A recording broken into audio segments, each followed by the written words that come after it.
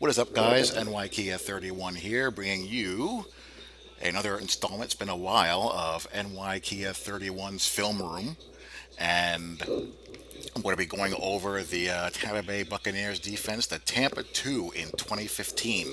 Lovie Smith, being the head coach the past couple of years, has them playing better than in season one. A lot of that has to do with Jameis Winston.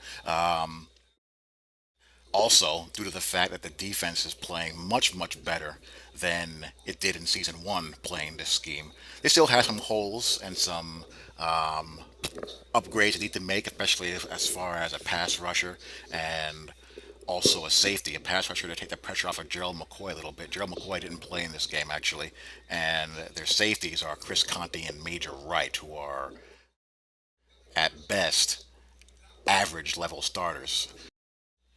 Lonnie David, he's arguably the best weak side backer in the NFL, best 4-3 weak side backer.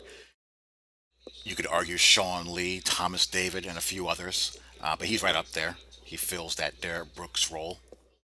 And you also have some other Tampa 2 aficionados throughout the league. Rob Marinelli in Dallas, Mike Zimmer and Marvin Lewis, they run Tampa 2 principles as well. Ron Rivera, although they play mostly quarters, but the same general type of idea, which I'll get into as I go into this video. The Rams play a lot of cover two. They play an awful lot of cover two. Greg Williams is more of the Jimmy Johnson pressure type of 4-3, but with that defensive line, uh, he plays plenty of cover two. You saw when the Bucks and the Rams played an awful lot of it from both teams. So it's still alive and well. Pete Carroll runs a 4-3 single high under front, derived from the Monty Kiffin under front. It's all different branches of the same thing. And we'll see some of the little wrinkles that Lovey has added to his Tampa 2 scheme. I was a little worried about him at first. Lovey had me concerned last year and also early on the season, but he seems to have tightened up the screws, and teams are more and more spread oriented, spread passing game oriented, which makes the Tampa 2 a little bit of a dicey proposition to play as a down in, down out defense. You'll get carved up underneath and just dinked and dunked by a wide variety of concepts: Texas, smash, high low combinations, and plus stopping the spread running game is a bit problematic. The inside zone game out of two deep. You're already naturally outnumbered in the gaps anyway out of two deep. Now, when you add in a zone read type of team, like say the Seahawks or the Panthers, you're down an additional man. So you see much more single high, cover three, cover one, and press quarters types of play in the NFL these days to compensate for that. And Lovey's also adapted to that in kind as well. So let's take a look. Let's see what we got. First player off the bat, we're up against, I think that looks like a two tight end set. So we have 12 personnel, one back and a tight end. They're walking eighth man into the box. You see what they're doing here, and this has been part of the problem with Tampa, especially more so last year. They're kind of running around trying to line up weak side, strong side properly. You see Levante David here line up to the weak side of the formation. Safety rolled up into the box, single high look, more than likely cover three.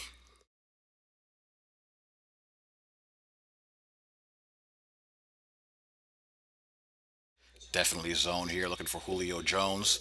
Bailing. Three underneath, single high.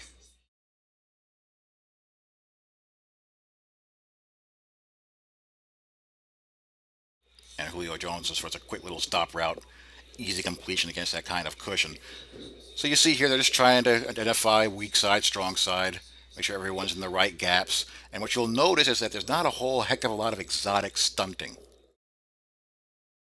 You have your under tackle playing your three technique, your five technique defensive end on the strong side, your seven technique or nine or wide nine depending on formation, your edge pass rusher, your one technique nose, and their job is really quite simple. Their job is to get upfield, win their gaps. The weak side backer, he's going to be in a position to make a lot of plays. He's got to be a guy who's athletic and rangy. Here you have your one technique nose, your three technique, that's where Gerald McCoy would usually be playing. Your five technique here, right on the head up on the tackle. And a seven technique here, outside shoulder, but not quite in a wide nine. And it's single gap football. Three technique's got to win this gap here. The one technique's got to be strong enough to be stout and hold off two blockers to shield the Mike and the Will. Your Sam, your strong side backer. If it's an under front, he can't get hooked or kicked out if he's lined up here. In this type of situation, this type of formation, you have A gap responsibility, backside A gap, as well as B gap. He's got B gap as well, C gap. He's got B gap. He's got A gap here. He's got C.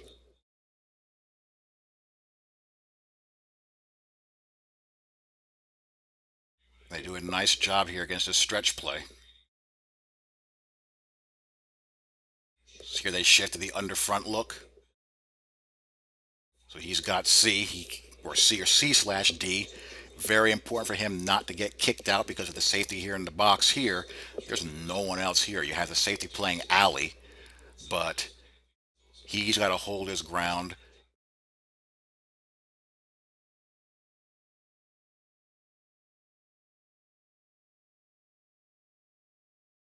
You see, he doesn't get himself hooked.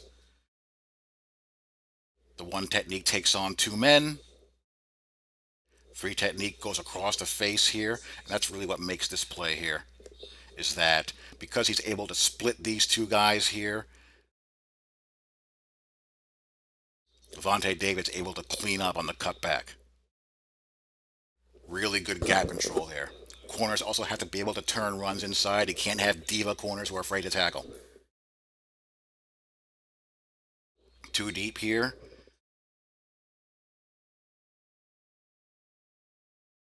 They're rolling into cover three. Same thing again. Good gap control.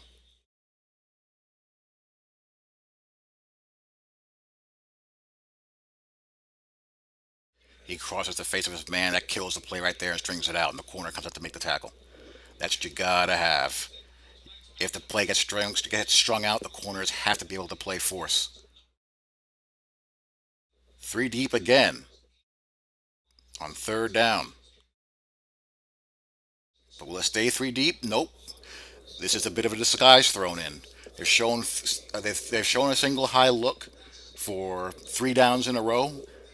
Now they're in cover two. This safety is going to the deep half. He's going deep half. Linebackers dropping back. These corners are aligned off. They're going to play what's called a catch technique. They're going to roll up and catch the receiver's route within that 5 yard area and redirect. Jam and redirect. You have to get a good jam and redirect. You cannot let those receivers go outside down the sideline and create a nice throwing lane for the quarterback. They want to constrict that throwing lane as much as possible. We route the receiver as best they can to throw off the timing of the routes. Nickelback matching the slot threat there. And you see the corners when they come down, they're getting their hands on the receivers and they're pushing them to the sideline. If you can't redirect inside toward the backers, the next best thing you can do is to use the sideline as an extra defender. It buys the safeties time to get to their deep paths and will also make the throw tighter for the quarterback. If he does go out wide, you want to make sure you're widening the receiver as close to the sideline as you possibly can. Do a pretty good job there, and then you want to spill back to constrict the throwing lane. Middle linebacker here, backer here, nickel defender there. All looks good, and he's forced. There's nothing here. This is choked off nicely. This is walled off nice, and he's left to check down to the flat, and it takes a missed tackle to convert the first down. Another asset of a Tampa 2 team, you must be able to tackle in those underneath routes. You'll give that up, but you have to rally to the ball Be fast, be athletic, and be physical on contact. Get them off the field. You can't allow leaky yardage like that. Better tackling, and they're off the field. Play action. I really like this play. I love how the Falcons' offensive line, and this needs to be in the video game world too. I love how the offensive line really sells that stretch. Had the guy open, it's a bad throw. Look at the O line. They sell that zone split nicely. That's beautiful. Had him open, it's a bad throw. Look what it does to the backers. They read that run action by the offensive line, and they're flowing downhill right now.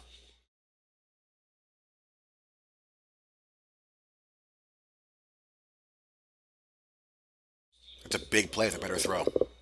Two deep shell, press coverage look, and this is cover six. How we can tell this is cover six? On the top of your screen, you're going to be seeing your corner playing the aggressive cover two technique. On the bottom, you're going to see the corner bailing to a deep third. Too deep. He's bailing all the way. You have your underneath defenders. You have the safety at the bottom of your screen playing in between the threats here. He's currently in between two and three. He can play that way because he knows that he's got a corner here playing deep third down the sideline. Here you have your hard jam and redirect with your safety playing deep half. And he's sinking to the sideline to shrink that hole. You see what that does. It gives the safety time to get on top of any streak or corner route. See the hole is see how tight that throw would have to be in order to get over his head and in between him. Mighty Ice comes off and he hits the crosser here, right in front of the backer. I mean, you're going to have holes, but you want to have the holes be where you can have those receivers pay the price over the middle and not allow any deep busts down the sidelines or down the middle of the field. Two deep shell, they bring out corner blitz. See the corner blitzing from the slot. Safety drops down to replace him. And same play as earlier, really, or the same type of completion as earlier, where um, you just run a little hitch underneath the sinking corner. Two deep look, straight cover two. He releases the corner. The corner releases the outside receiver inside. He'll rally to the flat. A misconception in the video game world is that a hard cover two takes away the flat first. No.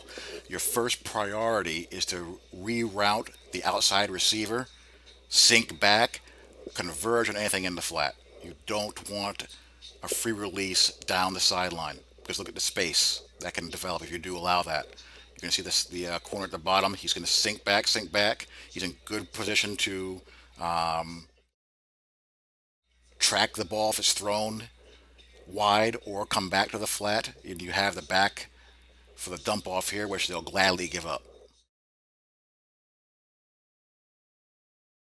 And of course, you'll see this later on. The obvious holes there is that flat route. If they keep up to the run the flat route, or they keep up, not the flat route, I should say, but the outlet, the dump off in front of the linebackers, what teams will do, they'll run a combo where they have someone running shallow in front of the linebackers and someone running behind. They run trail concepts. You can, run trail concepts, smash concepts, high lows, four verts, levels. Those type of route concepts will put stress on this type of defense, if we all know. Or should know, I should say. Maybe you don't know, but now you're learning. Here it is from the back.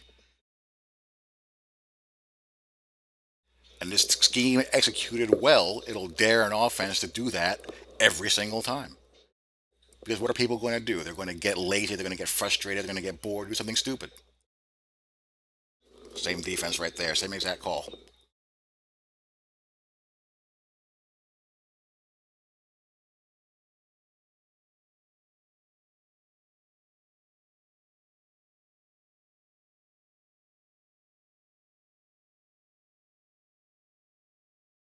Single high, here's that A gap look again. Falcons do a nice job though. They run a pitch outside of it.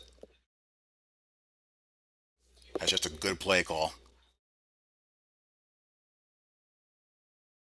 I don't know if he audible to that or if that was original call, but either way, it was a very well done.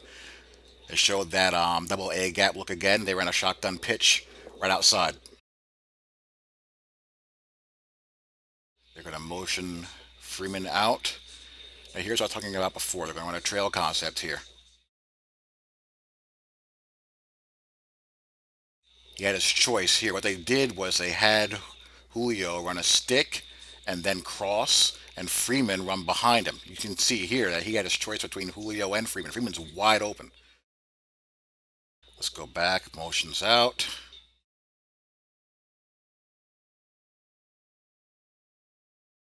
This route's going to clear out one underneath the fender. He's rerouting inside. That's well and good. And then sinks back for any potential corner route. He's taken out of the picture. Nice open space here. Julio does a stop and continues to go. And he picks Julio Jones. Guess what this is going to be? Same play. We've seen what? This 3 or 4 times in a row now. And this time they get a rush home.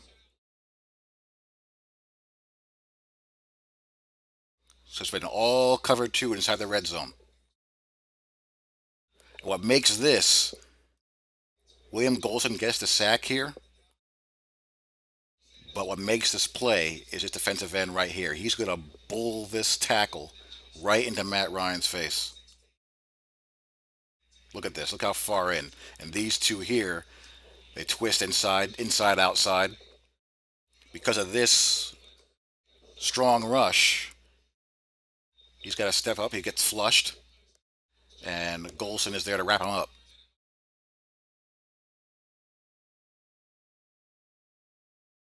This type of scheme, you gotta have a pass rush out of your front four. Gotta have it. If not, those seams will open up eventually. You can't just sit there trying to count for crossers for 5, 6, 7, 8 seconds. That's not going to work. You got to be able to get a good base pass rush. And I think that's one of the pieces Tampa is missing. When Gerald McCoy is not on the field, or if he's not getting home, they haven't found that defensive end, that edge pass rusher to bring the heat. Come out in a two deep shell. Now they roll into a cover three look.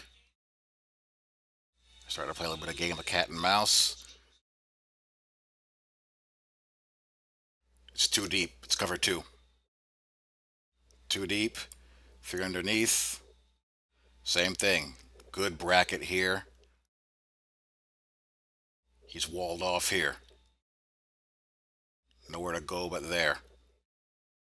But he tries to go up there. He tries to force the ball to the corner. Now, this is where it's important. This shows the importance of the jam and get to the sideline. If this corner does not reroute him here,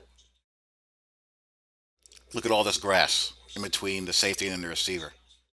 Because he makes the receiver widen his route, that gives the safety time to break on this ball and knock it loose.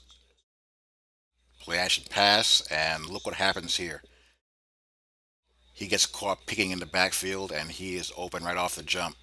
But they're going to get bailed out by a sack.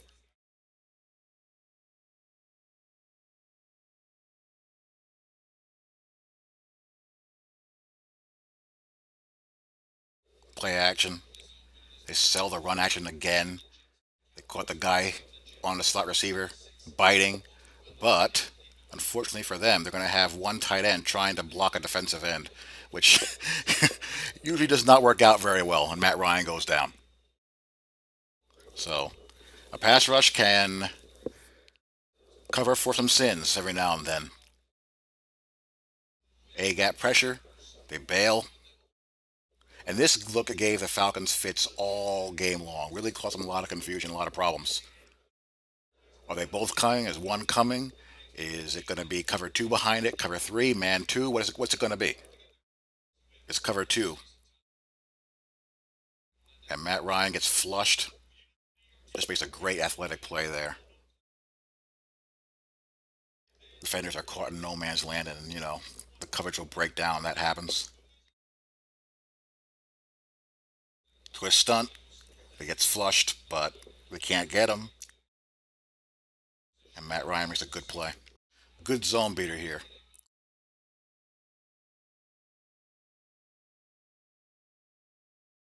Hard jam and redirect here.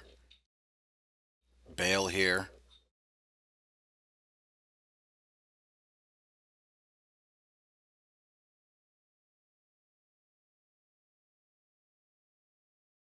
What they're going to do is they're going to run a crosser in front of the backer and Julio behind them.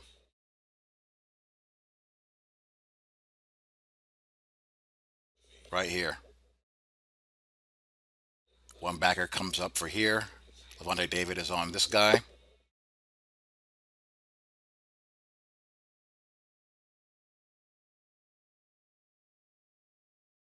Looks like possibly three deep with a blitz in front of it.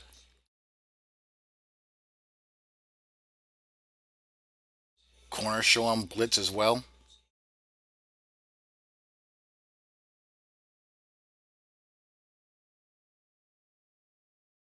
They bail out and heading straight up field. Inside twist. Deep half, deep half, deep middle. Seam, seam.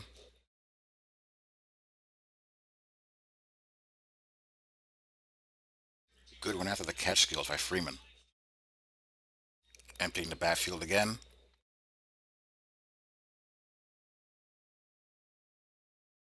Same play. Julio runs a stick and then bursts inside. Same exact play as before.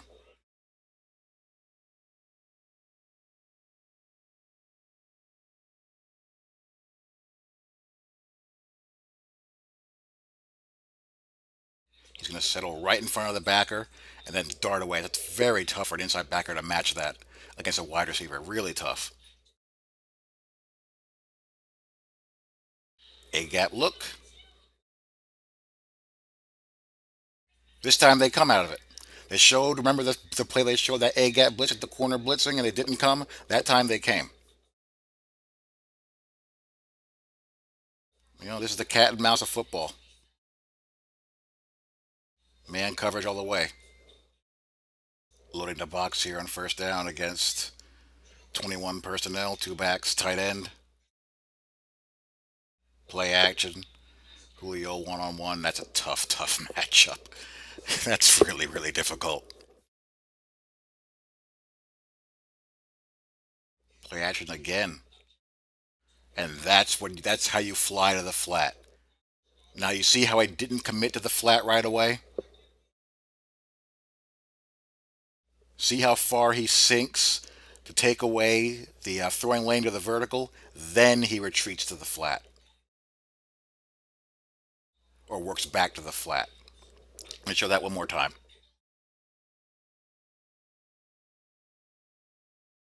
Gets a hand on him, gets him back inside, then works.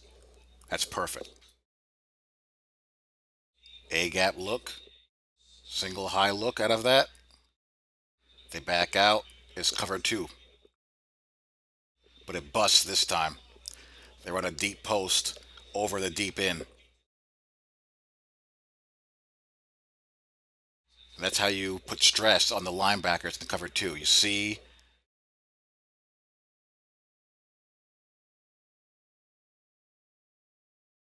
Roddy White run the post behind the backers who have this bracketed very nicely. Behind the backers, in front of the safeties. That's where the throwing lane is. And Major Wright cannot quite close fast enough. Double A gap look again. Single high. Man one all the way with a robber underneath. Here's your robber. He wants to throw the ball right here. They do an excellent job of robbing that, which forces Julio to have to go all the way across and up to the end zone. And a great job by the corner of just being able to trail him for that long. Here's the robber just sitting right in the hole. He wants to throw this right here. You can tell he's looking right at him. Comes off. He has to come off, and then he tries to buy some time and hit Julio in the back of the end zone. So they won the chess game that time. Double A gap look. Again, we see this a lot. This time they're not fooling around. They're bringing it. There was no bluffing there. And Matt Ryan just has to throw the ball into the ground, gets called for intentional grounding. Your first blitzer and your second blitzer looping right through.